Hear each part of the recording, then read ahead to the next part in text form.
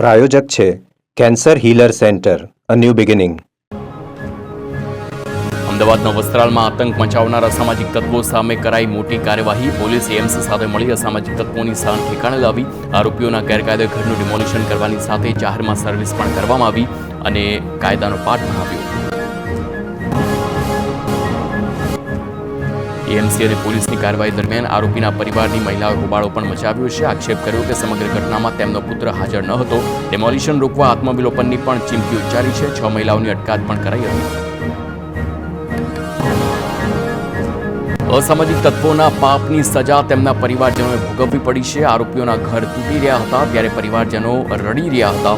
કાર્યવાહી દરમિયાન પોલીસ સાથે પરિવારજનોએ બોલાચાલી પણ કરી હતી. જોકે પોલીસ અને મનપા દ્વારા શાંતિપૂર્ણ માહોલમાં કાર્યવાહી કરાઈ છે. વડોદરાના કારેલીબાગમાં હિટ એન્ડ રનની ઘટનાનું પોલીસે રિકન્સ્ટ્રક્શન કર્યું. આરોપી રક્ષિત ચોરસિયા અને સાથે રાખીને ઘટના સ્થળે પંચનામું કરાયું છે. ઘટના સ્થળે લોકોના ટોળા ઉમટ્યા હતા, જેઓએ આરોપીને ફાંસી આપવાની માંગ સાથે રોષ વ્યક્ત કર્યો.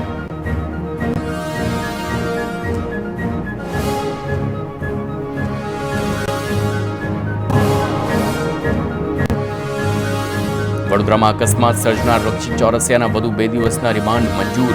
અગાઉ પોલીસે આરોપીના 1 દિવસના રિમાન્ડ મેળવ્યા હતા. આરોપી વિરુદ્ધ પોલીસ દ્વારા દાખલ કરવામાં આવ્યો છે સાપરાધ માનવવધનો ગુનો.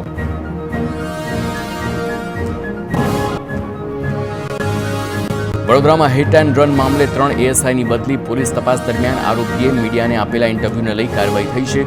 પોલીસ કમિશનર શૈલેન્દ્રસિંહ દેરસિંહભાઈ તેમજ જીતેન્દ્ર નામના એએસઆઈની ટ્રાફિક પોલીસમાં બદલી.